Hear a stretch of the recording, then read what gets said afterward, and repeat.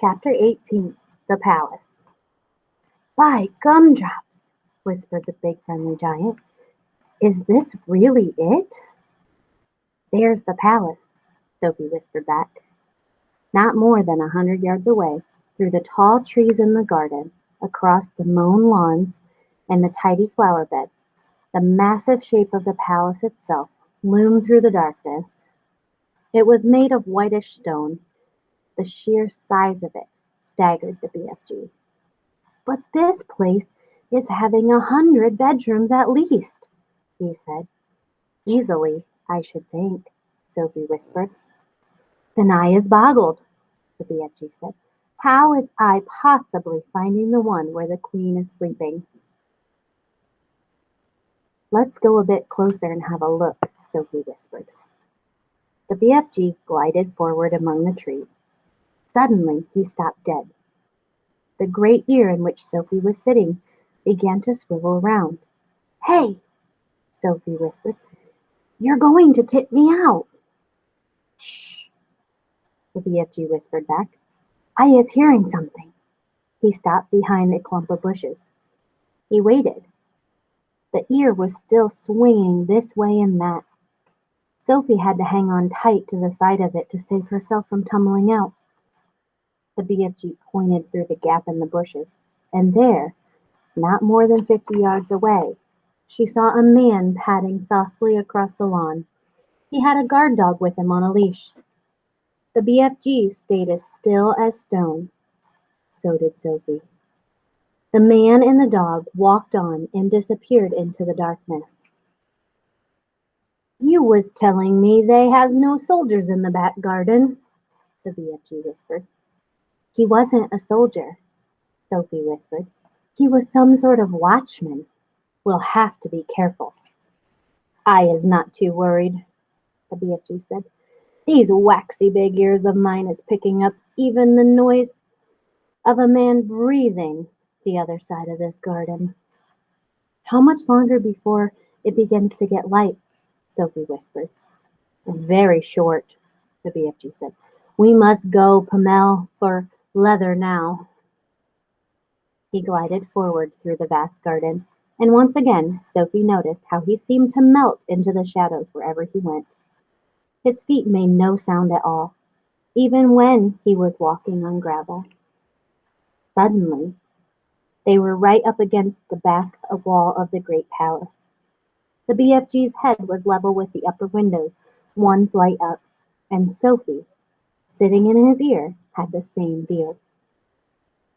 In all the windows on that floor the curtains seemed to be drawn. There were no lights showing anywhere. In the distance they could hear the muted sound of traffic going round Hyde Park Corner. The BFG stopped and put his other ear, the one Sophie wasn't sitting in, close to the first window. "No," he whispered.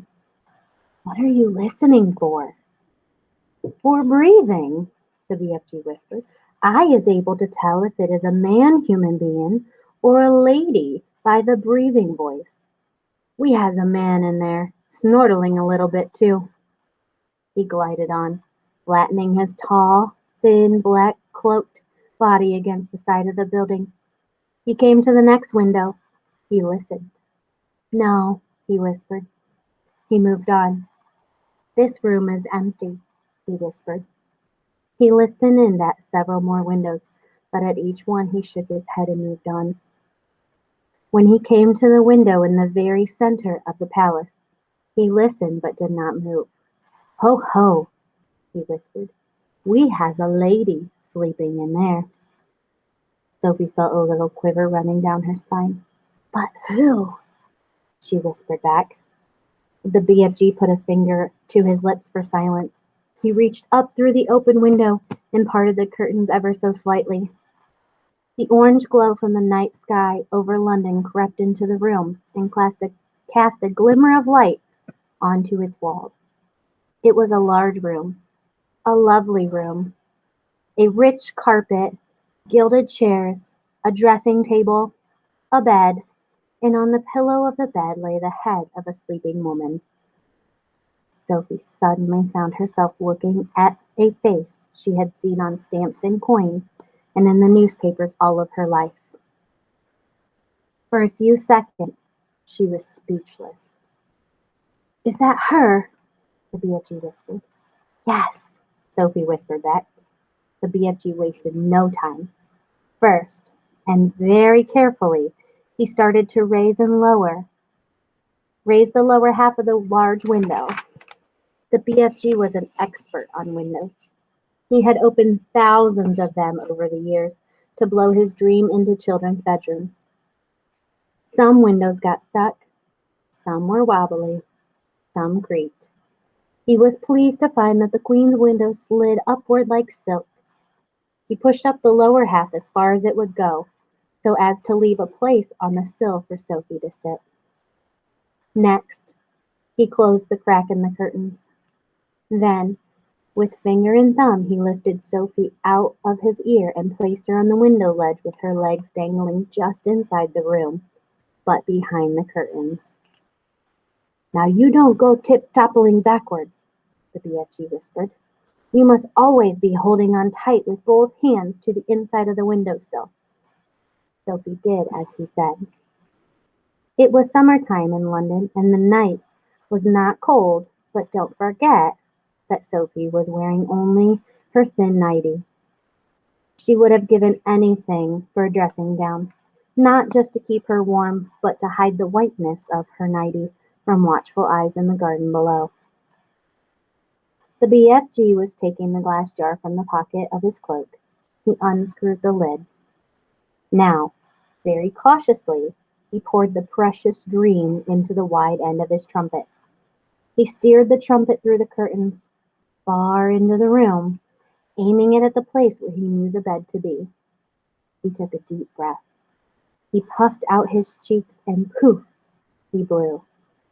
Now, he was withdrawing the trumpet, sliding it out very carefully, like a thermometer. "Is you all right sitting there?" he whispered. "Yes," Sophie murmured. She was quite terrified, but determined not to show it. She looked down over her shoulder.